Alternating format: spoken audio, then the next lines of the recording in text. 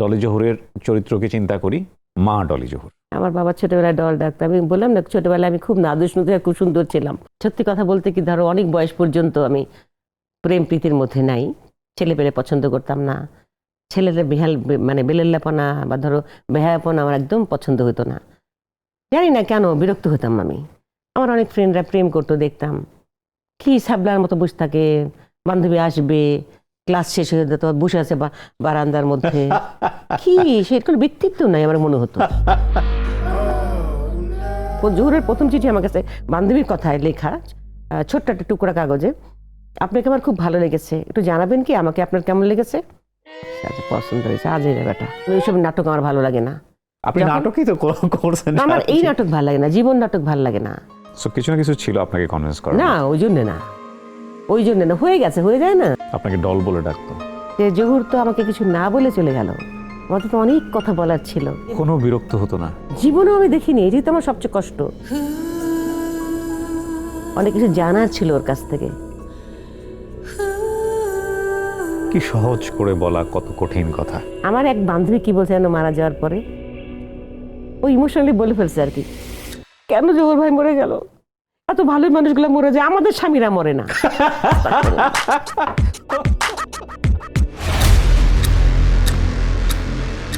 আমি বলেছিলাম যে আমাদের সঙ্গে আছেন আমাদের প্রিয় অভিনেত্রী ডলি জহুর। উনি আমাকে কারেকশন করে দিলেন, বলে যে না তুমি অভিনেত্রী না, তুমি অভিনয় শিল্পী বলো, অভিনয় শিল্পী বলে আবার রিটেক করো। সঙ্গীত শিল্পী, অভিনয় শিল্পী, অঙ্কন শিল্পী, শিল্পী, ওরা শিল্পী তৈরি হয়েছে, আর অভিনেতা অভিনেত্রী তৈরি হয় না। তো আমি একটা জিনিস তার কাছ থেকে শিখলাম, অভিনেত্রী এবং অভিনয় শিল্পী শব্দের মধ্যে নিশ্চয়ই বিস্তর তফাৎ আছে। আসসালামু আলাইকুম প্রিয় দর্শক, আপনাদের সবাইকে আমন্ত্রণ জানাচ্ছি অল টাইম ব্রেড প্রেজেন্স দার্জিকি প্রিয়া শোতে। আজকের এই সন্ধ্যায় যিনি আমার সঙ্গে রয়েছেন তাকে পরিচয় করিয়ে দেবার দরকার নেই। তিনি বাংলাদেশের বিনোদন জগতে, নাট্য জগতে এত জনপ্রিয় একটা নাম, এত সম্মানিত একটা নাম, যে নামটি উচ্চারিত হলে সবাই তাকে সমীহ করবেন, এবং যে নামটি উচ্চারিত হলেই সবাই ও আজকের অনুষ্ঠানটা আমাদের দেখা উচিত। আমি বিশেষ করে মন্ত্রমুগ্ধের মতো শুনতে চাই এবং জানতে চাই তাকে। জানি না কতটুকু সম্ভব হবে আজকের এই 40 থেকে 45 মিনিটের সময়। তিনি আমাদের অত্যন্ত সম্মানিত ব্যক্তি, প্রিয় ব্যক্তিত্ব ডলি জহুর। কেমন আছেন আপনি? আচ্ছা, আলহামদুলিল্লাহ। আলহামদুলিল্লাহ। প্রতিদিনের ব্রেকফাস্টে আমি রাখি অল টাইম ব্রেড দিয়ে তৈরি হেলদি অ্যান্ড টেস্টি সব খাবার। All time bread, all time healthy life. Media career কত বছরের হলো? যদি ধরি প্রথম থেকে একেবারে শুরু কাজ করি যখন থেকে, তারপর এখন আমার 50 বছর রানিং। 50 বছর? তার মানে তো বলা যেতে পারে যে বাংলাদেশের মিডিয়ার উত্থান আপনি দেখেছেন। মোটামুটি ভালোই দেখেছি আমি। আপনার পরিবার নিয়ে একটু শুনতে চাই, মানে কি ধরনের পরিবারে ছিলেন, কিভাবে মিডিয়াতে আসা, এই গল্প। আমরা খুবই একটা সাধারণ পরিবারে। আমার বাবা একটা পোস্টাল ডিপার্টমেন্টের সুপারিনটেন্ডেন্ট ছিলেন। পরবর্তী সময়ে ট্রেনিং সেন্টার, যেটা আব্বাদের মানে ইয়েদের পোস্টাল ডিপার্টমেন্টের যে কি বলে ওদের মানে ইন্সপেক্টরদের যে ট্রেনিং সেন্টার ছিল একটা, তো সেখানকার আব্বা প্রিন্সিপাল অবস্থায় রিটায়ারমেন্টে গেছেন। তার আগে আমার বাবা যখন পড়াশোনা করে, শুরুতে পড়াশোনা শেষ করে বোধহয় আমার আব্বা ওকালতিও পড়াশোনা করেছেন অনেকদিন, এবং সেটা প্র্যাকটিস করেনি ওখানে, যে ঘরে বসে প্র্যাকটিস, মানে যে কেউ আসতো আব্বা তাদের কাগজপত্র করে দিত, কারো কোনো প্রয়োজন হলে পরে আসে না যে আমি খালি দেখতাম কি আব্বা তো লেকচার দিয়ে যাচ্ছে, ওনারা লিখছে, আব্বা বলে যাচ্ছে, বসে বসে ওরা লিখছে, মানে কারো কারো হয়তো কেস নিয়ে আসতো আব্বা বলতেন, কিন্তু সেটা বিনা পয়সায়। যাই হোক, ও করে তো পেট ভরে না। পরে আমার মা বোধহয় খোঁচা টোচা মারতেন। পরে আব্বা বললো যে ঠিক আছে, এটা তো আমি এমনি করি, আমার তো কাজ করে খেতেই হবে, তো খোঁচাবে তো লাভ নেই, কাজ তো আমি করবোই। পরে ওই যে আব্বা কলেজে টিচারই করলেন। তারও আগে স্কুলে বোধহয় আমাদের গ্রামের স্কুলে টিচারই করেছেন। তারপরে যে আব্বা পোস্টাল ডিপার্টমেন্টে বোধহয় গেছে। কয় ভাই বোন ছিলেন আপনারা? আমরা 5 বোন 2 ভাই ছিলাম। 5 বোন 2 ভাই। এখন সবার বড় বোন গেল 1.5 বছর আগে, আমি মেঝো, সেজোটা গেছে প্রায় 12 বছর, সরি মানে আমার ছোটটা আর কি 12 বছর হয়ে গেল। আর তারপরের বোনটা আমেরিকা আছে, তারপরের বোনটা মোহাম্মদপুরের এলাকায় থাকে। আর দুটো ভাইয়ের মধ্যে বড়টা চলে গেছে, ও গেছে তো প্রায় 9 বছর হয়ে গেল। আর ছোটটা আছে, ছোটটা বিয়ে শাদী করেনি, তো বড়টা বিয়ে করার পরে ওর 2টা ছেলে ছিল ছোট ছোট, মাশাআল্লাহ এখন 2টো বড় হয়েছে। বড়টা ইয়েতে সিডনি থেকে একটু দূরে কোথায় যেন ওই জায়গায় একটা ইউনিভার্সিটিতে ভর্তি হয়েছে ওখানে। তো ওরই মা গেছে ওর সঙ্গে দেখা করতে, 4 মাস হয়েছে গেছে, মা কতদিন থাকবে ছেলেকে না দেখে, অস্ট্রেলিয়াতে গেল আর কি। আমার ছেলের ওখানে উঠেছিল, ওর ছেলের ওখানে যাবে। আপনি মানে এইরকম একটা জমজমাট পরিবার, আপনার বাবার যে পরিবারটা ছিল, সেখান থেকে জীবনের এতগুলো ধাপ পার হয়ে হয়ে, এবং আমি তো জানি যে আপনার সংসার জীবনে একটা অসাধারণ গল্প আছে আমাদের ভাইয়াকে নিয়ে, এবং তারপরে আস্তে আস্তে আস্তে আজকের এই জীবনটা। হ্যাঁ, তাহলে সবাইকেই ভাবতে হবে যে এরকম হতে পারে, যেমন হয়। আমি আমার বাবার সবচেয়ে আদরের মেয়ে ছিলাম, 5 বোনের মধ্যে সেকেন্ড মেয়ে হিসেবে আমার বাবার সবচেয়ে চোখের মণি ছিলাম। আমি যখন কালচারাল লাইনে এটা ওটা করে বেড়াই, আমার মা পিছিয়ে লেগে থাকতো, হ্যাঁ তোর বাপ নষ্ট করছে, যেতে দেয়, এই করে সেটা, আম্মা যেভাবে বলে আর কি, ইচ্ছা মতো বকাবকি করতেইছে। আমার বাবা ইশারা করছে, তারপরে মুকুল ফজে যাবো, যাও, গার্লস গেটের কাজ আছে, মানে আব্বা সব ফেস করতো আম্মার সাথে, যাতে আমার সাথে কিছু কাউ না হয় আর কি। ফিরে আসলে পরে তো যদি আব্বা তখনও বাসায় ব্যাক না করতেন, চুলার থেকে লাকড়ি বের করে দৌড়ানি দিত, এমন দৌড়ানিও খাইছে আম্মার হাতে। তো সে তখন ওই যে আমি আবার দৌড়ে যেয়ে গাছে উঠে বসে থাকতাম, আব্বা আসলে টের পেলাম যে আব্বা আসছে, বা তখন ওই ঢং করে হয়তো কখন ঘ্যান ঘ্যান করতাম, কখনো কিছুই বলতাম না, একটু ইশারা করতাম, মানে বুঝাতাম আব্বাকে যে আমি এখানে আছি। তখন হয়তো কোনো মানে আছে, তুমি কি মানুষ, এটা না খেয়ে বসে আছে গাছের মধ্যে, উল্টা আমার মাকে বকাবকি করতো আব্বা আর কি। হয়তো শো করতো নাকি আসলেই করতো, এখনো বুঝতে পারি না আর কি। তো যাই হোক, আব্বাকে দেখে সাহস পেয়ে না নেমে আসতাম। তো এই হলো আমার লাইফ, সেই সময় এরকম ছিলাম। তার পরবর্তী সময় ধরো সবই করেছি তো, মুকুল ফৌজ, গার্লস গাইড, তারপর ধরো এই যে অভিনয়, গান, নাচ, কি করি নাই। আমি তো এখন অবাক হই যে এখনকার ছেলে মেয়েরা বাবা মা সন্তানদেরকে নিয়ে যে গানের স্কুল দিচ্ছে, মানে পড়াতে নিয়ে যাচ্ছে, বসে থাকে। আমাদের ওগুলো কিছু ছিল না, খবরই ছিল না পড়াশোনা কোথায় হচ্ছে, কি অবস্থা, কি খবর, পরীক্ষা পাশ করছে কি, হ্যাঁ পড়ি কিনা আমার মা খালি তাই দেখতো। হ্যাঁ, এমনও আছে, আমার মনে আছে আব্বা কোনো একটা বই স্কুল অফিস থেকে আসার সময় কিনে নিয়ে আসছিল, নামটা ভুলে গেছে, অনেক আগের কথা। তো আমার পরীক্ষা ছিল সামনে। হ্যাঁ, তা আম্মা বলে ওদের পরীক্ষার টেনশনে আমি ওদের কোনো কাজ করতে দেই না, কিছুই করতে দেই না, আমি সারাদিন আছে চুলা গুতাই, আর তোমরা পড়াশোনা করো না, না আর কি বলে বাপের প্রশ্রয় পেয়ে এগুলো করে, আমি ব্যাকবক নিজে নিজে করতে করতে কাজ করতো। আর বইটা নিয়ে আসা আম্মা খেয়াল করেছে যে আমার হাতে দিয়েছে আব্বা, আমি পড়ার বই মানে উপরে ওটা রেখে পড়ছি, যে দেখলাম যে আম্মার একটু টের পেলাম যে আম্মা আসছে বা কিছু, ওইটার উপর আবার গল্পের বইয়ের উপর আবার ধরো বইটা, পড়ার বইটা রেখে দিলাম। আম্মা তো বুঝেই গেছে ব্যাপারটা। সকালের দিকে চুলার না লাকড়ির চুলা, ওখানে বইটা জ্বলছে। আমাদের বাবা মায়েরা এরকমই ছিল। আর আব্বা বলতেন, শোনো, আউট বই পড়লে পরে মানুষের জ্ঞান বাড়ে, বুদ্ধি বাড়ে। আপনার সংসার জীবন কত বছরের ছিল? জহুর, আমার বিয়ে হলো 76-এর নভেম্বরে, আর জহুর মারা গেল 2006-এ। মারা গেল 2006। তার মানে 20 বছরের একাকিত্ব জীবন, এবং ছেলেও তো এখন দেশের বাইরে। এই যে এই মহরম, 10ই মহরম জহুরের 20 বছর হলো, 10ই মহরমে মারা গেছিল। হ্যাঁ, শুক্রবার। উনি ওনার বাবাকে, না আপনার তো একটাই ছেলে, আমি যতটুকু, একটাই ছেলে, ও তো দেশের বাইরে থাকে, এখন বাইরে থাকে, অনেক কিছু চিন্তা করেই আর কি, যে দেখলো যে ওর গার্জিয়ান বলতে তেমন তো কেউ নাই, আর আমি ছাড়া। আর হলো বাবার সঙ্গে এত ভালো ফ্রেন্ডশিপ ছিল তার, আমি যে বাইরে বাইরে থাকতাম, কাজ করতাম, ফিল্ম করতাম তখন বেশি। তো জহুরের সঙ্গে তার এমন একটা রিলেশন ছিল, জহুর যে কেটে আম কেটে, লিচু ছিলে বিচি ফেলে দিয়ে, তরমুজ কেটে টুকরা টুকরা নিয়ে ওর পাশে দাঁড়ায় থেকে কাটা দিয়ে দিয়ে মুখে ঢোকাতে, ও কম্পিউটারে করছে, বাপ দিচ্ছে, খাচ্ছে, আমি দেখতাম। এই তো, আর কিছু করার ছিল না। নিজে আম জীবনে ছিলে খাই নাই, জীবনে একটা আম এরকম ধরে খাই নাই, তোমার একটা কোনো জিনিসই না, কলাটা বোধহয় নিজের হাতে ধরে খেতে, যেটা কোনো কিছু না। তো সেই ছেলে যখন বাবাকে হারালো, ছেলে আমার খুব চাপা। আমি টের পেতাম আমার ছেলের মনের অবস্থাটা, পৃথিবীর কেউ না পেলেও বাবাকে খুব ফিল করতো সে। যখন বাইরে চলে যেতে চাইলো, আমি না করিনি। আমাকে অনেকেই বললো, তোমার একটা ছেলে, তুমি ছেড়ে দিচ্ছ। তখন দেখলাম যে ছেড়ে না দেওয়ার তো কোনো কারণ নাই, কারণ এখানে তাকে কে গাইড করবে? আমি যে কোনো সময় মরে যেতে পারি, তাতে কেউ নাই, মাথার উপরে কেউ নাই। আমার বাবার বাড়িতে বাবা চলে গেছে, ওর বাবা, আমার মানে জহুর সাহেব চলে যাওয়ার পরের বছর আব্বা চলে গেল। ওর আব্বা ছিল সেকেন্ড গার্জিয়ান, তার আব্বা তাকে এমনভাবে তাকে দেখে রাখতো। তারপরে আমার ছেলেও বুঝলো যে খুব লোনলি ফিল করতো। ওদিকে চাচারা সব বড়, জহুরের সব ভাইরা বড়, ওনারা ওনাদের জীবন নিয়ে, ওনারও বয়স হয়ে গেছে, যার যার ফ্যামিলি নিয়ে, মানে আমার ছেলের ব্যাপারে খুব ইন্টারেস্ট কারোই ছিল না। তো কাল ছেলেটাও ওই অভিমান থেকেই বোধহয় চিন্তা করেছে বাইরে চলে যাবে। তা আমি কিছু বলিনি, কারণ ছেলে ভাবছিল বোধহয় ও গেলে আমি ওর পিছু পিছু চলে যাব। যখন আমি বললাম বাবা আমি কখনো দেশ ছাড়তে পারবো না, হ্যাঁ আমার জায়গা, আমার ঘর, তারপর ধরো যে যেটাই হোক আমি তো কাজ করে খাই, এমন তো না যে। আপা, আপনার সমসাময়িক বলি বা আপনার পরে অনেকে এসছেন, তাদের স্বপ্নই থাকে জীবনের একটা পর্যায়ে দেশের বাইরে গিয়ে সেটেল হবেন, অভিনেত্রী অভিনেতা যারা আছেন। আপনি গেলেন না কেন? আপনি অলরেডি বলেছেন আপনি যাবেন না, কেন যাননি? ভাল লাগে না আমার, আমার নিজের ছেলে আছে, আমার নাতি নাতনি আছে, মন টানে, মানে আমার মানসিক অবস্থাটা কাউকে বুঝাতে পারবো না, কারণ আমাকে টানছে তো, ওদিকেও টানে, ওদিক গেলে আবার এদিকে টানে, তা আমি কি করব? এই যে আমার এই মানসিক কষ্টটা কাউকে বুঝাতে পারবো না, এটা বলা উচিত না।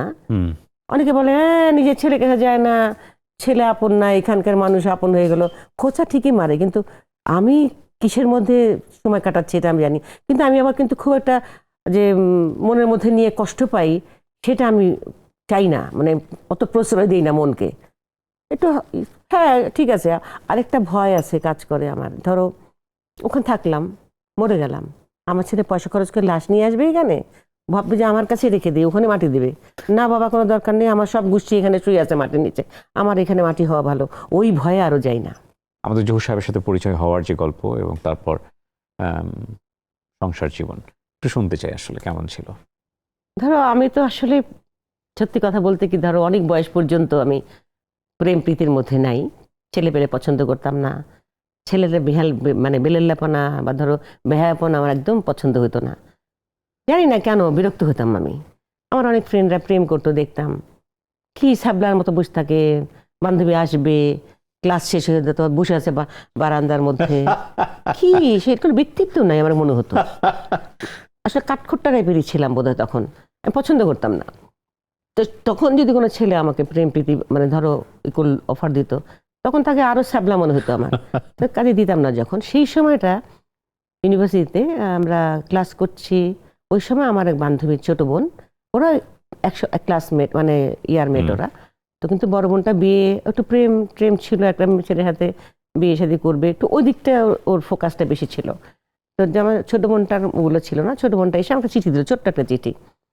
তা আমার বান্ধবী বললো কি, ওই বান্ধবী লিখে দিছে ওকে, ডলি এরকম ব্যাপার, একটু আমাদের বাসায় আসিস, দরকার আছে। আচ্ছা কেন রে? বলে যাই না, তোমার বান্ধবী কেন তোমার লিখে পাঠাচ্ছে, আমি কেন জানবো। গেল এটা। পরের দিনই একটা চিঠি নিয়ে ওদের গাড়ি, ওর বাবার গাড়ি আসলো আমাদের বাসায়। বাবা ছিল সিকিউরিটি, মানে কি যেন অফিসার ছিলেন উনি, জিপ জিপ ছিল না তখন, ওর বাবার জিপ ছিল, জিপ ওই পুলিশের কি ওনাদের জিপ আর কি, সিকিউরিটি জিপ আসলো। বান্ধবী চিঠি লিখে পাঠাচ্ছে, তুই চিঠি পাওয়া মাত্র গাড়ি পাঠালাম, তুই চলে আসবি, তা নাহলে আমার বিয়ে হবে না। এবার কি ধরনের কথা, মোবাইল নাই যে ফোন করে জিজ্ঞেস কি কি বিয়ে হবে না, কি কেন পাঠালি। আমি করলাম চিঠিটা নিয়ে আমার মাকে দেখালাম, মা রান্না করছে, খুব বৃষ্টি হচ্ছে বাইরে, ঝুম বৃষ্টি, মাকে দেখালাম। আম্মা দেখে বলে, ও কে ডাকলো না ডাকলো ফট করে চলে যাবা, আমি যাই না, তোমার বাপরে জিজ্ঞেস করো গা, যাও। আমি যে আব্বাকে বললাম, আব্বা এরকম ছন্দ পাঠাইছে, এরকম যাইতে বলছে, ওর নাকি বিয়ে হবে, আমাকে যাইতে বলছে। তো আমার আব্বা জিজ্ঞেস, তোমার আম্মা কি বললো? আমি আম্মা বললো তোমার বাপরে জিজ্ঞেস করে তাই বলছে। ঠিক আছে যাও, চুপ করে যাও, বাইরে যাও। তো তখন আমার তো শাড়ি টাড়ি নেই, বড় বোনের শাড়ি নিলাম, তখন ইউনিভার্সিটিতে ফার্স্ট ইয়ার পড়ি। আমি বড় বোনের একটা শাড়ি নিলাম, ওর একটা ব্লাউজ নিলাম, ওর ব্লাউজ তো আমার ঢেলঢালা লাগে, আর শাড়ি একটা নিলাম, কোনো ম্যাচিং তো তখন পরে না, নিলাম, নিয়ে বাস সুন্দর ওর সাথে জিপ উঠে চলে গেলাম। যে শুনলাম বান্ধবী বলছে যে এরকম ব্যাপার, এই প্রেমটাও বললো, তারপরে আজকে বিয়ে হবে, ওরা আসবে সন্ধ্যার সময়, ওদের সঙ্গে জহুর সাহেব আসছে আর কি, মানে ওই ছেলের সঙ্গে জহুর সাহেবের পরিচয়। যে মাত্র সদ্য পাকিস্তান থেকে ফিরে আসছে, ব্যাক করছে, যে রিটার্ন হচ্ছিল না পাকিস্তানের থেকে, যে বাঙালিরা আসছিল, তো এসে টুকটাক এটা ওটা করছিল। ওই সময় আমার বান্ধবীর হাজবেন্ডের সঙ্গে ওদের ব্যবসাপাতি কিছু একটা করতো আর কি। তারপরে দেখলাম যে আমি ওকে চুল ধুয়ে, ওর অনেক চুল ছিল, আমার যেমন চুল যেমন ছিল ওরও তেমন অনেক চুল ছিল, চুল টুল ধোয়াই টোয়াই নিয়ে ওর হাতে মেহেন্দি পরা দিলাম, এসব করছি। খালি এসে এসে জহুর সাহেব খালি উকি দেয়, খালি আমি কে রে লোকটা বারবার এসে উকি দিচ্ছে কেন রুমের মধ্যে, আমার ভাই, তো ভাই হোক যাই হোক ছেলের পক্ষ না, বলে হ্যাঁ, তো উকি দিচ্ছে কেন, আমরা সাজাচ্ছি তোকে, দরজা লাগাই দিই মুখের উপরে। তারপর ধরো কেউ একজন দরজা লাগাই দিল হয়তো। তারপরে কিছুক্ষণ পরে আবারও এসে আবার উকি দেয়। এই করতে করতে রাত হলো, বিয়ে শাদী হলো, সবাই খাইলো টাইলো, এর মধ্যে আর কোনো খেয়াল করিনি।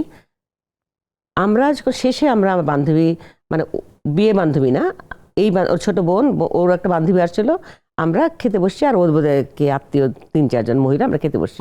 দেখি বাইরে বারান্দায় অন্ধকারের থেকে জানলা দিয়ে একটা সিগারেটের জ্বলা সিগারেট নিপছে, জ্বলছে, মানে ও খাচ্ছে ওখানে দাঁড়িয়ে দাঁড়িয়ে আমাকে ফলো করছে।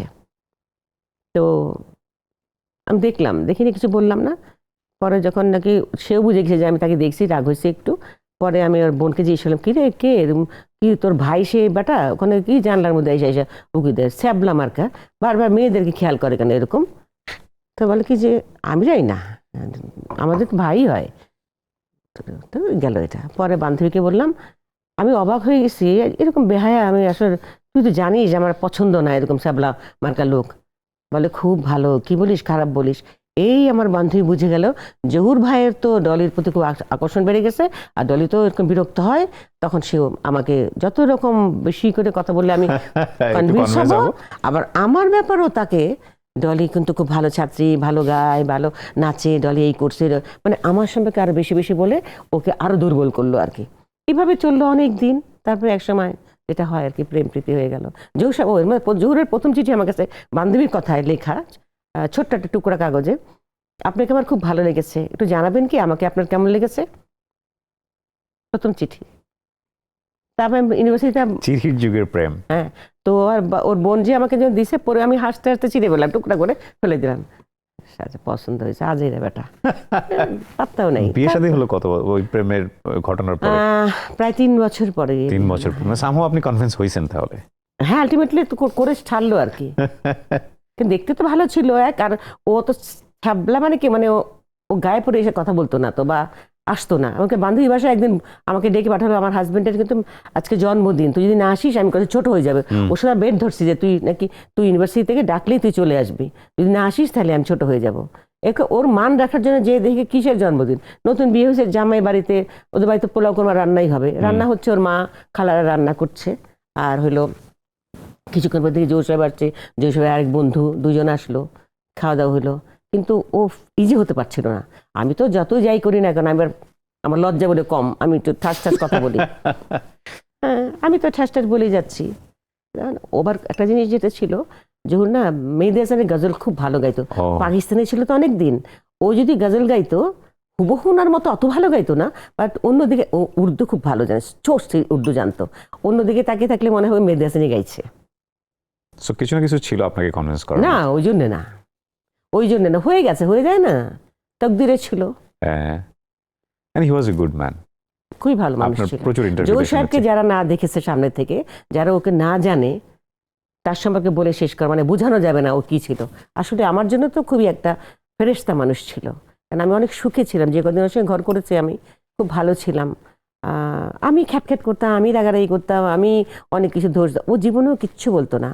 আর সবচেয়ে বড় গুণ দেখো তোমার, আমি সারাদিন বাইরে থাকলাম, হয়তো ফিরে আসলাম রাতের বেলা, আর তার আগে আমার বাসায় তখন গিজার ছিল না, চুলার মধ্যে গরম পানি বসিয়ে রাখতো, যে আসতে তো ডরে গোসল করতে পারে। আর খাবার দাবার সব বাসায় যে থাকতো তাকে দিয়ে কিংবা নিজে খাবার গরম করে টেবিলের মধ্যে সাজায় রাখতো, খেত না। 12টা বাজে 1টা বাজে বসে, একটা কত রাত হতো না তখন, এরকম রাত্রিবেলা সে বসে থাকতো। আপনি অভিনয় থেকে, মানে শুটিং করে থেকে ফিরবেন? হ্যাঁ, মানে ছেলেকে খাইয়ে দিয়ে কখনো বিরক্ত হতো না? জীবনেও আমি দেখিনি, এটাই তো আমার সবচেয়ে কষ্ট। খালি বারবার ফোন দিত। এইটি আমি পরবর্তী সময় মারা যাওয়ার পরে অনেক মিস করেছি ওটা, যে আমাকে ধরো খাবার টাইম হলে, ডল খেয়েছো তুমি? আচ্ছা না, এখনো খাইনি, শুটিং চলছে। ও আচ্ছা আচ্ছা, তাহলে তুমি খেয়েছো? তখন প্রবাহতে বসতো ওদের সাথে, তুমি খেয়েছো? বল কি না, আমরা এখন খাবো, এই জন্য তোমাকে জানতে চাইলাম তুমি খেয়েছো কিনা। মানে ও খাবার আগে আমাকে জানতে চাইতো খেয়েছি কিনা। তা আমি, তুমি একটু খোঁজ নাও তোমার ছেলে খেয়েছে কিনা। বলকে হ্যাঁ নিয়েছি, ও খেয়েছে বা খাইনি, এরকম। মানে এই যে 3 জনের মধ্যে আদান প্রদানগুলো হতো আর কি তখন। তো মারা যাওয়ার পরে তারপর ধরো বিকেল হলো, তোমার আর কতক্ষণ লাগবে, আজকে অনেক সিন বাকি আছে, বা সন্ধ্যা হলো, কটার সময় আসা যাবে, মানে কতক্ষণ আর দেরি হতে পারে, মানে অত ভাবে প্রশ্ন করতো না, সফটলি, মানে কতক্ষণ লাগতে পারে। তারপরে ধরো রাত হলো, আমি যে আর বেশিক্ষণ নেই বা এইটুকু, তখন সে খাবারগুলো গরম করে টেবিলে রাখতো, বসে থাকতো, টেলিভিশন ছেড়ে খেলা দেখতো, কার্টুন দেখতো। সে কিন্তু নাটক বা অন্য কিছু সিনেমাটা কিছু দেখতো না, ও কার্টুন দেখতো আর হলো খেলা দেখতো। এই দুটো জিনিস সে টেলিভিশন দেখতো। আর ছেলেকে খাইয়ে দিত, ছেলে কম্পিউটার নিয়ে বসে থাকতো, ও বাপের কাছে সেসব আর বসতো না, খাওয়া দাওয়া হয়ে গেছে উনি এই করতো। তারপরে আসলে আমার সঙ্গে খেতাম, কতদিন বসে তুমি খেয়ে নিও, বলে না আমার অসুবিধা হচ্ছে না, আমি চা খেয়েছি সন্ধ্যার সময়, আমি এই করেছি। কি চমৎকার মানুষ, চিন্তাই করা যায় না। ভালো জিনিস বোধহয় অল্পটুকুই হয়, ওটাই হয়। বেশি আমার বেশি হয় আমার না। বান্ধবীরা তো অনেক ভালো জানে ওকে, বান্ধবীরা সবাই বলে ডলি তোকে দেখে আমি অবাক হই যে তুই কি করে এইরকম একটা সুখ হারিয়ে তুই এখন পর্যন্ত ঠিক আছিস, তুইও ভালো মানুষ, সেই জন্য ভেতরের দহনটা আপা সবাইকে দেখানো যায় না। দেখা যায় না। হ্যাঁ, আমরা তো সবাই মানুষ, কারো কারো অভিব্যক্তি, প্রত্যেকের অভিব্যক্তি আলাদা। আপনার তো নিশ্চয়ই একটা কষ্টের জায়গা আছে, সেটা হয়তো ওইভাবে এক্সপ্রেস হয় না, আপনি ধরনটাই করে লাভটা কি বলো, এক্স্যাক্টলি করে লাভটাই তুমি বাকি। আমাকে করুণা করবা তোমাকে বললে। হ্যাঁ সেটাই, করেই লাভটা বাকি। আমার এক বান্ধবী কি বলছে জানো মারা যাওয়ার পরে, ও ইমোশনালি বলে ফেলছে আর কি, কেন জোহর ভাই মরে গেল, এত ভালো মানুষগুলো মরে যায়, আমাদের স্বামীরা মরে না।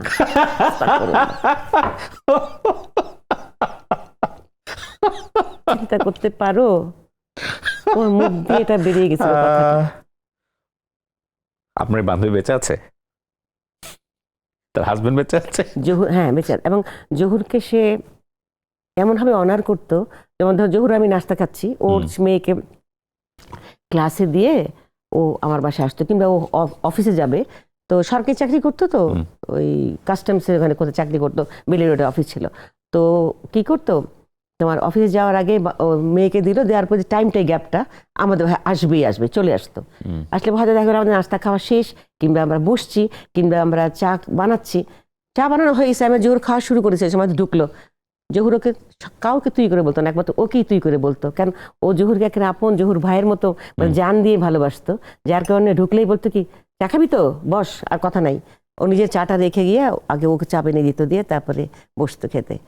তো সবসময় আসলে বলতে, হ্যাঁ আমি বাসায় চা খাই না জোর ভাই, আপনার হাতে চা খাওয়ার জন্য আমি চা খাই নাই। এই যে ওর মধ্যে ছেলে মানুষের ছিল, এই বান্ধবীটাকে এই জীবনের এই পর্যায়ে এসে যখন পিছন দিকে ফিরে তাকান কেমন লাগে, এই এতগুলো ঘটনা, এত পথ পাড়ি ওগুলো দিয়ে আমাকে ছবির কথাই মনে হয়, মানে ছবি দেখছিলাম, ছবির গল্পগুলো মনে হয়। আমার জীবনে নিয়ে ভাবতে আমি গভীরভাবে ভাবি না, ভাবলে আমার তখন একটু কষ্ট হয়, আমি কষ্টটা প্রকাশ করতে চাই না। কখনো এরকম চিন্তা হয় না যে মানুষকে তো চলে যেতে হবে কোনো না কোনো এটা আমার সময়? একটা জিনিস চিন্তা হয় যে জহুর তো আমাকে কিছু না বলে চলে গেল, আমাদের তো অনেক কথা বলার ছিল, অনেক কিছু জানার ছিল ওর কাছ থেকে। আমার অনার্স এম এ তো জহুরই পাশ করিয়েছে আমাকে, আমি বই পড়তাম না। এটা কি খুব সাডেন ডেথ ছিল, হঠাৎ করে চলে যাওয়া? হঠাৎ করে ক্যান্সার ধরা পড়লো একদম 4th স্টেজে, এবং 3.5 মাসে, সেই 3.5 মাসে ওকে নিয়ে দৌড়াদৌড়ি করতে করতে আমার 3টা ফ্ল্যাট চলে গেল, ব্যাংকক গেলাম আসলাম, এই তো রাখতে পারলাম না। তবে একটা আমার স্যাটিসফ্যাকশন যে আমি ওকে চিকিৎসা করে দিতে পারলাম আর কি, কারণ ওর বাড়ি, ওর স্বাদ ছিল বাড়িতে উঠবে, হ্যাঁ ফ্ল্যাটে উঠবে, এবং আমাকে সবসময় বলতো, যদি আমি কিছু আবার অবজেকশন দিতাম, এটা করো, করে এটা কেউ না, বা এটা ভালো না, চিন্তা করো না ডল, আমাকে নিয়ে একটু চিন্তা করো না, তোমাকে তোমার ছেলেকে তোমাদের ঘরে না উঠিয়ে আমাকে আল্লাহ নিবে না। এবং তাই করলো। 5-এ আমরা বাসায় উঠলাম, 5 এপ্রিলে উঠলাম, 6 ফেব্রুয়ারিতে মরে গেল। আপনাকে ডল বলে ডাকতো? এটা আমার বাবা ডল ডাকতো, তো আমার বাবা ছোটবেলায় ডল ডাকতো। আমি বললাম না ছোটবেলায় আমি খুব নাদুস নুদুস আর খুব সুন্দর ছিলাম, মানে আমাদের ফ্যামিলিতে বোধহয় বাজাই হোক সবার মধ্যে আর কি আদরের ছিলাম। তো আব্বা ডল ডাকতো, উনিও চান্স পেয়ে গেল, আব্বা শুনবি ডল ডল করে ডাকছে, ঘরে ঢুকে ডল ডল, আমার ছেলে পরে থেকে ডল, ওই যে ডল আছে দেখো যাও ঘরে, হয়তো জিজ্ঞেস করলো ডল আছে, বলতো তোমার আম্মা কোথায় বা কিছু, ডল আছে তোমার ডল ঘরে। যখন কাজ থাকে না, একেবারে একা থাকেন, অবসরে থাকেন, তখন কি করেন? সময় চলে যায় রে বাবু, ওর সময় চলবে। সবচেয়ে বড় সাহায্য করে কোনটা জানো? শয়তানটা, এই যে মোবাইলটা। এটা ধরো হয় কি, ধরো অনেকের সঙ্গে যোগাযোগ নাই, কথা হয় না, মাথার মধ্যে যাই করি না করি মনে তো পড়ে, তখন মনে হয় যে আজকে একে ফোন দিব, ফোন দিলাম, কথা বললাম অনেকক্ষণ। তারপর ধরো এমনিতে ফোন ধরে অনেকক্ষণ কথা বললাম ভালো লাগে না, কিন্তু ধরো যার খোঁজ নিব বা যার সঙ্গে যে অনেকদিন কথা হয় না, অনেক কথা বলি। আমার তো ফ্রেন্ড অনেক সিনিয়ররাও আছে, অনেক জুনিয়ররাও আছে, আর আমার ফ্রেন্ড তো আছে, কারণ এরা লাইক করে আমাকে, পছন্দ করে, তাদের সাথে কথা বলে তারা খুব শান্তি পায়। আমার একটা বান্ধবী এই মুহূর্তে হাজব্যান্ডকে নিয়ে আমেরিকায় আছে, চিকিৎসা করাচ্ছে, তো ওখানে আছে, ওকে একটা ফোন করলো যে কি হ্যাপি হয়, ও কৃতজ্ঞতা জানাতে জানাতে শেষ, ডলি রে তুই এত ব্যস্ততার মধ্যে বা তোর এত জগৎ থাকতে তুই যে আমাকে মনে করে ফোন দিস, আমি সত্যি খুব ধন্য হয়ে যাই। তোর গুণগান গিয়ে আমি শেষ করতে পারবো না, এইসব খালি বলে। মানে ও এত মুগ্ধ আমার ব্যাপার নিয়ে। যেমন ধরো আমার আম্মা অসুস্থ ছিল, ক্যান্সার ছিল যখন, এটা হচ্ছে 42 বছর আগে।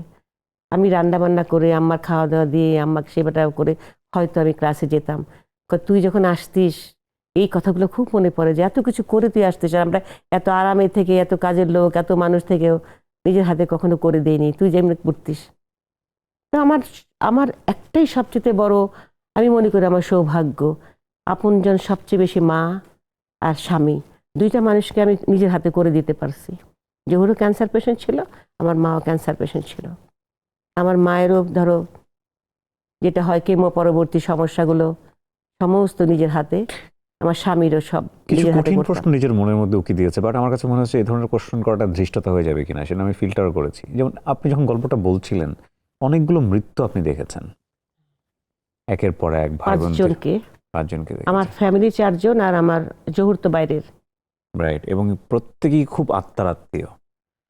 মানে এই অনুভূতিটা শেষ পর্যন্ত আপনাকে কোথায় দাঁড় করাইছে আসলে? এখন আমার কাছে কোনো অনুভূতি কাজ করে না। পরবর্তী সময় ওরা সবাই মারা যাওয়ার পরে, ধরো তুমি জানালে তোমার একজন ক্যান্সার পেশেন্ট আছে, কেউ দেখার লোক নাই, আমি যাব দেখতে, আমি করার চেষ্টা করব, আমি করেছি।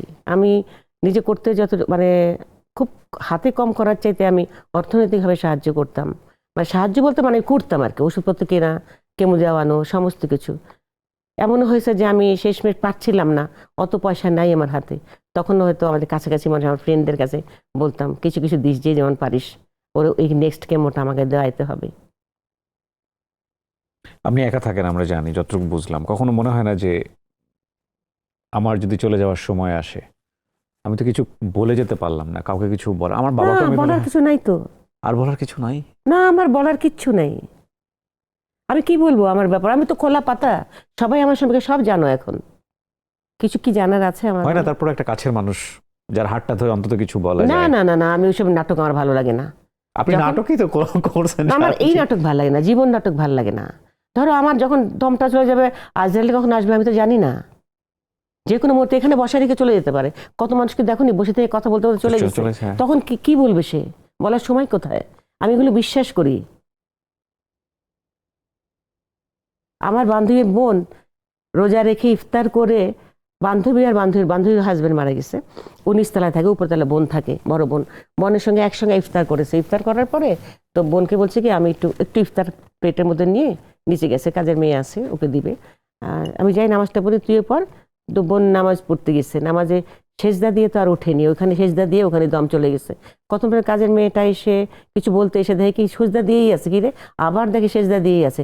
তখন খালাম্মাকে ধরছে, কাত হয়ে পড়ে গেছে। তো এখানে কাকে কি বলবে? বলার সময় কই? আল্লাহকেই তো শেষ বলা হয়নি, মানুষকে কি বলবে? কাজে আমি এগুলো খুব বিশ্বাস করি। বিশ্বাস করো ভাই, আমি কখনো মনে করি না যে আমি বলে যাওয়ার সময় পাবো। আর কি বলবো, বলার তো কিছু নাই। খালি আমার ছেলেকে বলে রাখছে যে মরে গেলে যেন আমার লাশ রাখার কথা বলবি না, এখানে যারাই থাকবে তারাই যেন আমাকে মাটি দিয়ে দেয় তাড়াতাড়ি। বাইরে থাকলে আমার কষ্ট হবে, জানের কষ্ট হবে, কোরআন হাদিসের কথা। ফোন করে বলো না যে লাশ রেখে দাও, তুমি দৌড়ে এসো না, এসে কি করবো, মরা মানুষ দিয়ে কি করবা, পরে এসে মিলাদ পড়ায়ও। প্রতিদিনের ব্রেকফাস্টে আমি রাখি অল টাইম ব্রেড দিয়ে তৈরি হেলদি অ্যান্ড টেস্টি সব খাবার। All time bread, all time healthy life. 50 বছরের ক্যারিয়ার, 50 বছরের ক্যারিয়ারে আমরা যদি আমাদের ডলি জহুরের চরিত্রকে চিন্তা করি, মা ডলি জহুর, আমাদের জেনারেশন, আমাদের আগের জেনারেশন এবং আমাদের পরের জেনারেশন, তারা সবাই ভাবেই দেখেছে। না, এখন দাদি হয়ে যাচ্ছে তো। হ্যাঁ, এখন দাদি ক্যারেক্টারে আপনি অভিনয় করছেন, কিন্তু আপনাকে মা হিসেবেই আমরা বলবো সবচেয়ে বোল্ড বা সবচেয়ে বেশি সময় আমরা দেখেছি। তো মানে এই মা তো নিশ্চয়ই, মা দিয়ে তো যাত্রা শুরু হয় নাই না নিশ্চয়ই? না না, প্রথমে তো ফিল্মে যখন শুরু করলাম ভাবি, আচ্ছা, টেলিভিশনেও প্রথমে ভাবিয়েছিলাম, জহুরের বউ হিসেবে গেছি তো। আমি যখন টেলিভিশন প্রথম ইন করি তখন তো জহুরের বউ হিসেবে, আচ্ছা। কাজে সবাই জহুরের বউ হিসেবে ভাবিই বলতো। স্ক্রিনে কি প্রথম এন্ট্রিটা কি হিসেবে? না, নায়িকা করে ঢুকেছে আমি। সেটাই তো বলছি। আব্দুল্লাহ ইউসুফ ইমাম, নাম শুনেছি কিনা, করে বিয়ে ছবিটা করেছিলেন উনি। নাম শুনেছি। হ্যাঁ, তো ওনার নাটক দিয়ে প্রথমে আমার ইন করা। তখন আমি প্রথম যখন অডিশন দিয়ে পাশ করলাম, তবে স্পেশালি অডিশন আমার একার না, আমরা 4 জন, আমি মিতা ব্যানার্জি, আর হলো শাকেরা ছিল না আমাদের সকাল সন্ধ্যা, শাকেরা, রিনা, আমি, মিতা ব্যানার্জি, আরেকটা মেয়ে, ও মেয়েটাকে হারাই ফেলছি, নাম মনে করতে পারছি না, ও মেয়ে ছিল না পরে আর টেলিভিশনে। তো আমরা 4 জনকে একটা স্পেশাল অডিশন দিয়ে টেলিভিশনে এনলিস্টেড করা হলো। তো ইউসুফ ভাই ডাক দিলেন যে আমরা নতুন একটা মেয়ে লাগবে, একদম নতুন আনকরা একটা মেয়ে লাগবে। সেই মেয়েটা হইতে হবে বয়স, যে মেয়েটা ম্যাট্রিক পরীক্ষা দিবে, দাদির সঙ্গে থাকে না নানির সঙ্গে থাকে, মা বাবা নাই, ম্যাট্রিক পরীক্ষা দিবে, তার একটা হাউস টিউটর আসবে, তার সঙ্গে তার একটা প্রেম প্রীতি হবে, যাই হোক শেষে তার সঙ্গে আর হবে না, চালাকি করে সে মেসে থাকতো। তো যে মেসে যেখানে ঘুমাতো, তো সেখানে তোমার একটা কি প্রেসে কাজ করে সারা রাত, সকালে হইলে পরে ঘুমায়। তো যখন নাকি নানি বললো গার্জিয়ান ছাড়া তো আমি তোমার সঙ্গে বিয়ে দেবো না, তখন সে যে তার চেয়ে সিনিয়র চাকরি করে কোথাও, তাকে রব্বানি ভাই করেছিলেন সেটা, তাকে যে এই হাউস টিউটর হচ্ছে সিরাজ হায়দার, তো সে যে বলছে ভাই আপনি আমার ভাই হয়ে যাবেন, তা না তো বিয়ে দেবে না, বিয়ে করতে চাই, তো সমস্ত কথা সে শুয়ে শুয়ে শুনেছে আর কি। তো এটা কিন্তু তখনই হয়নি, ফ্ল্যাশ হয়নি, জিনিসটা শুরুতে দেখা গেছে যে আমি কোনো একটা স্কুলে ইয়ের দিনে প্রোগ্রাম হয় না বছরে একটা কোনো একটা আসে, ইন্সপেকশনে আসে ইন্সপেক্টর, তো সেদিন আমি পানি দিচ্ছি, আচ্ছা, ওই স্কুলে পানি দেই, আমার গেট আপ টেট সব একটু অন্য টাইপের। তো আমি পানির কলসি নিয়ে একবার গেছি আমি খালি কলসি নিয়ে, পরে যখন ফিরি তখন দেখলাম অলরেডি ইন্সপেক্টর চলে আসছে, টিচাররা তার সঙ্গে, স্টুডেন্টরা সব দাঁড়ানো, আমি পাশ দিয়ে যাওয়ার সময় চেনা চেনা লাগলো, আমি কেয়ারই করলাম না, সোজা ওনার সামনে যে দাঁড়ায় গেলাম, আপনি আমার জীবনটা নষ্ট করছেন, এই শুরু হলো আর কি। হ্যাঁ, এরা কিন্তু মঞ্চের শিল্পী, কাজে আমার ক্যামেরা ভয় ছিল না, এবং সবচেয়ে সবাই আমার অবাক হয়ে জিজ্ঞেস করে, এবং সবচেয়ে বড় কথা কি যে ইনাম আহমেদ অনেক সিনিয়র মোস্ট, আমার বান্ধবী এবং আসমা আহমেদের বাবা, উনি ছিলেন তখন ওইখানে, উনি তো বোকা হয়ে গেছে, প্রথম নাটকে এই মেয়ে এত দাপটের সঙ্গে অভিনয় করলো কিভাবে, মানে আমার আসলে মঞ্চে ওই এটা ছিল তো, টেলিভিশন যে কোন ক্যামেরা কে ধরছে, জীবনে কোনদিন ক্যামেরা দেখে তাকিয়ে আমি অ্যাক্টিং করিনি, সোজা কথা, ক্যামেরা আমাকে ধরবে, আমার দরকার নাই কোন ক্যামেরা কোন দিকে লাইট জ্বলছে, আমার অনেকে বলতো লাইটটা জ্বলবে এখানে তুমি এদিকে তাকায়ও, কোনোদিন তাকাতাম না, তাকালে আমি নার্ভাস হয়ে যাবে, তাকাবো কেন। কতগুলো নাটকে অভিনয় করা হয়েছে এখন পর্যন্ত? সেটা মনে নেই কতজন, 100 পার হয়ে যাবে না, তারও বেশি হবে মনে হয়। কত? কয়েকশো পার হয়ে যাবে, 1000-এর বেশি হতো। 1000-এর বেশি? তখন তো প্রায় নাটক করতাম, মানে তখন তো সপ্তাহে নাটকগুলো করতে হতো, ধরো মাসে 2টা করতাম, আর সিরিয়াল আমরা 2টাই করতাম, এর বেশি যেত না। ডলি জোহরের নামে আলাদা একটা আর্কাইভ করা সম্ভব এখন মনে হয়, যদি সংগ্রহ করে রাখতাম তাহলে খুব সুন্দর একটা আর্কাইভ। আমাকে যখন সাংবাদিকরা বলে না যে আপনি কিছু ছবি দেন এসে, আমাকে দেখো, আমি যদি জানতাম ডলি জোহর হবো তাহলে ছবিগুলো কালেকশনে রাখতাম, কারণ এটা আসলেই ভালো। টেলিভিশন থেকে আমাকে যখন ওরা ছবি তুলতো, তোরা সবাই দেখতাম যে পয়সা দিয়ে ওদের কাছে, মানে ফটোগ্রাফার কাছে ছবি নিয়ে কালেকশন করে, আমি জীবনে নিইনি, বুঝছো, পয়সা তোমার কাছে নিবো কেন, দিলে দিবা না দিলে নাই যাবো, আমার তো ব্যাপারই নাই, এরকম মনে হতো। এখন মনে হয় যে রাখলে পারতাম। আর যে কটা আমি ছিল আমার কাছে বেশিরভাগই তোমার ওই তখন আনন্দ বিচিত্রা, তারপর ধরো অন্যান্য বড় বড় পত্রিকা কি সন্ধানী নাকি একটা নাম ছিল, আরও কি সব পত্রিকা ছিল, ছবি বাংলাদেশ ছিল, চলো কি সব নাম ছিল ভুলে গেছি এখন, যাই হোক। তো ওরা করতে আসলে সাংবাদিকরা তো পরিচিত, যেমন গুলজার আমার কাছে এতগুলো ছবি নিয়ে গেছে, নিয়ে বলছে না ভাবি তোমাকে আমি দিয়ে দিব, জীবনও দেয়নি। আর ওরা যে কতদিনে বলছে তুমি এমন নিমক হারাম, মানুষের কথা দিয়ে কথা রাখো না, কিন্তু আসলে কোনোদিন দেয়নি, দিতে পারেনি সে, কেউ যে দিছে পত্রিকা ছাপানোর জন্য। তারপর আনন্দ বিচিত্রা থেকে এসে নিয়ে যেত, অরুণ চৌধুরী নিত, বহুত ছবি নিয়েছে আমার কাছ থেকে, তখন এরা আমাদের ফ্রেন্ড হয়ে গেছিল, তখন তো সাংবাদিক কম, তারপরে ধরো আমরা শিল্পীরাও কম ছিলাম। কত উল্লেখযোগ্য ছবিতে আপনি অভিনয় করেছেন। সালমান শাহর সঙ্গে আপনার অন্যরকম একটা ক্যারিয়ার, প্রায় অলমোস্ট সবগুলো ছবিতে সালমান শাহর মায়ের চরিত্র বলা যেতে পারে। অসংখ্য ছবিতে, মানে যেগুলো সুপার পপুলার হয়েছে, পরিবার নিয়ে দেখা যায় এরকম ছবিতে অভিনয় করেছেন। বাট একটা জিনিস আমাকে বলতেই হবে, ডলি জোহর যেখানে আছেন, যেই ফিল্মে কাজ করেছেন, যেই নাটকে কাজ করেছেন, সেটা একটা পারিবারিক বিনোদনের জায়গা ছিল, সবাই মিলে বসে একসাথে দেখা যায়। তখন তো তাই হতো না, এখনো তো আপনি যে কাজগুলো করেন বা করছেন, সেখানে আপনি ওই মানটা ধরে রেখেছেন, এটাকে একবার মান আমি কি করে ধরে রাখবো, যদি সবই যদি ওই ধরনের অন্যরকম হয়, ওর মধ্যে আমি খুঁজে বের করবো কি করে যে এটার মধ্যে আমাকে ধরে রাখতে হবে, ওটা তো একটা সমস্যা। তবুও বাছি, জিজ্ঞেস করে 14 রকম প্রশ্ন করি, গল্পটা জানতে চাই, স্ক্রিপ্টটা পাঠাও, তো স্ক্রিপ্ট এখন ঢং আছে সবার, এই পাঠায় দেয়, হোয়াটসঅ্যাপে পাঠায় দেয়, পড়তে পারি না ভালো করে, সরে যায়। আমি তো মোবাইলে তো পাকা না তো আমরা, দূরও কি বিরক্তিকর, একটু পড়লাম মোটামুটি একটা বুঝে নিয়ে বাস বললাম যে হার্ড কপি দাও না, পড়তে পারবো না তো বাদ দাও, করবো না। এই যে এখন ঠাস ঠাস করে বলি একটু, অনেকে বিরক্ত হয়, সাধারণ পাবলিকই তো বিরক্ত হয় যে উনি আজকাল রাফলি কথা বলে কেন। মানে রাফলি কথা আমার বয়স হয়ে গেছে, এখন আমার খ্যাটখ্যাটা বয়স হয়ে গেছে না, আমার আমি সব কিছু খ্যাটখ্যাট করি এখন। না আপনি যথেষ্ট যথেষ্ট শ্রুতি মজুর। আমি সুইট করে কথা বলতে পারি না। এখন যারা নতুন নির্মাণ করছে এদের সাথে অ্যাডজাস্ট করতে প্রবলেম হয় না? আপনি তো অনেক ধরনের ডিরেক্টরকে দেখে আসছেন। হ্যাঁ, বাচ্চাদের সাথে খুব কম কাজ করি। জি, যে বলে আমি অমুক নাম, আমি একটা নাটক করব, কোথায় করবা, কি নাটক, স্ক্রিপ্ট পাঠাও, ওই যে খ্যাটখ্যাট করি যে আর্টিস্ট তো থাকে না সেরকম, একটা নতুন আর্টিস্ট থাকে, বলা উচিত না, নতুন আমিও ছিলাম। একটা জিনিস ভাই চিন্তা করে দেখো যে ব্যালেন্স করা খুব কঠিন অ্যাক্টিংয়ে। ওদের হাতে 2টা করে মোবাইল থাকে, কোনো না কোনো মোবাইল বেজে উঠে, আর ওরা খোলা রাখবেই। আমি যেমন আমার শটের সময় সবসময় মোবাইল প্লেন মোডে দিয়ে রাখি, কিংবা একটু বন্ধ করে রেখে দিই, বা শুটিংয়ে থাকলে আমি সহসা মোবাইল যখন গ্যাপ পাই তখন খুলে আমি কথা বলি, বা দেখি কেউ ফোন করবে কিনা বা করলো কিনা, উত্তর দিই বা ধরি। কিন্তু আমি কখনোই ফোন ওপেন রেখে কাজ করা আমি খুব পছন্দ করি না। কেউ যদি করে আমি খুব বিরক্ত হই। কারণ হয় কি জানো, অনেক সময় সিরিয়াস সিকোয়েন্স হয়তো জায়গাটা, ওই সময় রেডি হয়ে গেছি, লাইট হচ্ছে, অ্যাকশন হবে, ওই সময় একটা ফোন বেজে উঠলো, আমার কো আর্টিস্ট হয়তো ধরে ফেললো ফোনটা, প্লিজ আমি একটু দেখে, মানে সরে গেল, তখন কিরকম মুড হয় বলো। একটা মজার গল্প বলি। আমি বিরতি থেকে ফেরার সময় আমি বলেছিলাম যে আমাদের সঙ্গে আছেন আমাদের প্রিয় অভিনেত্রী ডলি জহুর। উনি আমাকে কারেকশন করে দিলেন, বললো যে না তুমি অভিনেত্রী না, তুমি অভিনয় শিল্পী বলো, অভিনয় শিল্পী বলে আবার রিটেক করো। সো আমি একটা জিনিস তার কাছ থেকে শিখলাম, অভিনেত্রী এবং অভিনয় শিল্পী শব্দের মধ্যে নিশ্চয়ই বিস্তর তফাৎ আছে। মানে আমার জানতে চাওয়া, মানে আপনাদের জেনারেশনে অনেক দিকপালকে আমরা পেয়েছি যাদের নাম শুনলে মানুষ সমীহ করে। আমরা যে এই সময়ের মধ্য দিয়ে যাচ্ছি বা আমাদের পরে যে জেনারেশন আসছে, এরকম কেউ কি তৈরি হবে যে এস আ কাইন্ড অফ, মানে কি বলবো, একটা বেঞ্চমার্ক, একটা ব্র্যান্ড অভিনয়ের জায়গাটাতে?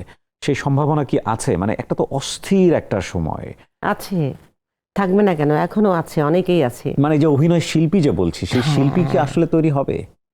সব এটা তো পুরো দুনিয়া জুড়েই আমরা দেখতে পাচ্ছি এরকম একটা অস্থির অবস্থা। সব কিছুর পেছনেই পরিবেশ, পরিস্থিতি, সমাজ এবং অর্থনৈতিক, এই জিনিসগুলো অনেক বাধা।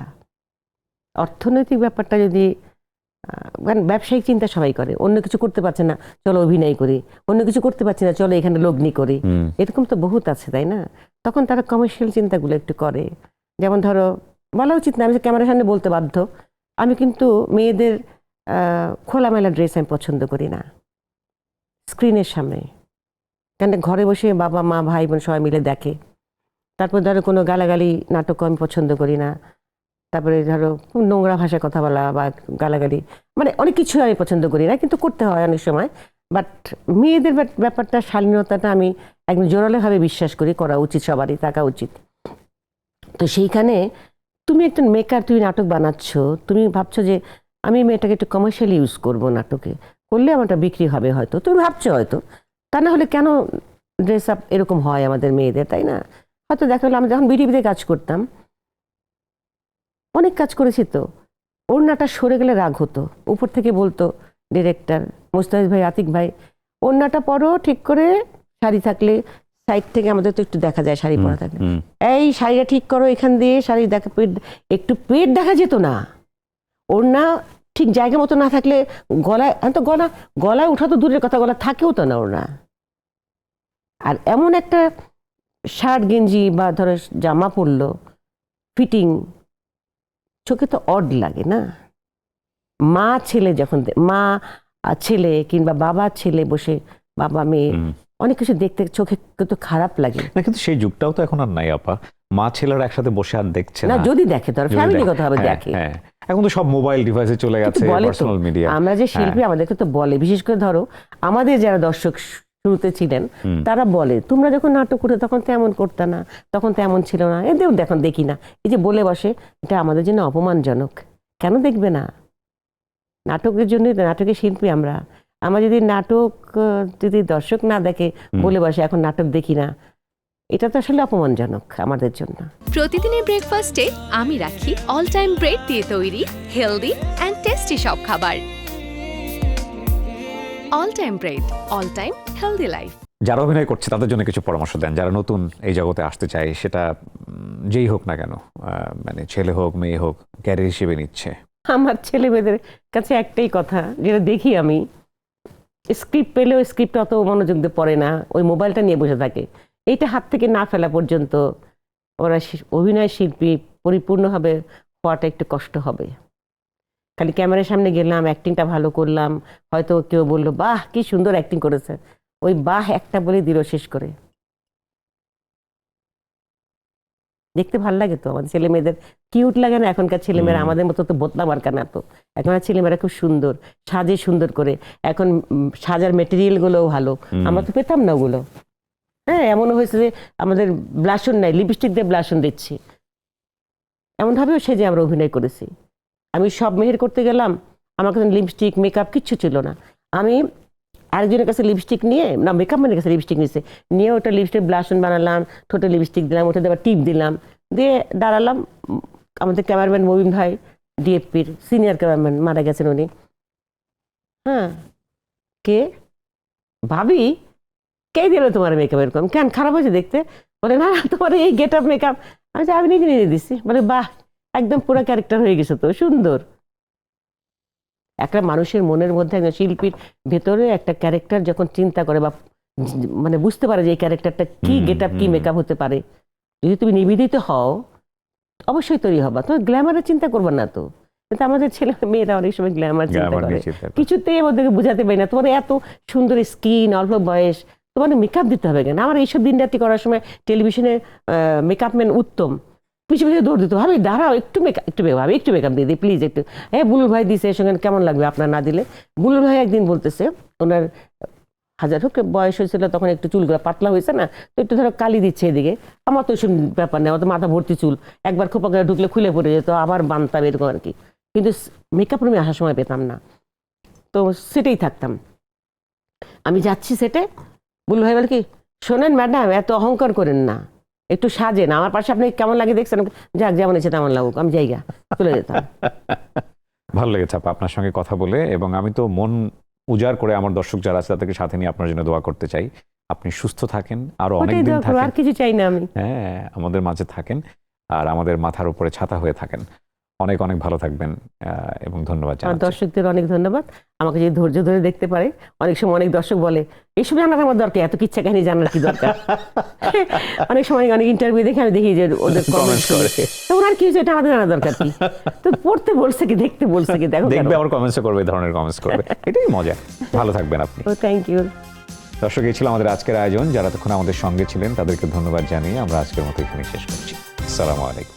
প্রতিদিনের ব্রেকফাস্টে আমি রাখি অল টাইম ব্রেড দিয়ে তৈরি হেলদি অ্যান্ড টেস্টি সব খাবার। All time bread, all time healthy life.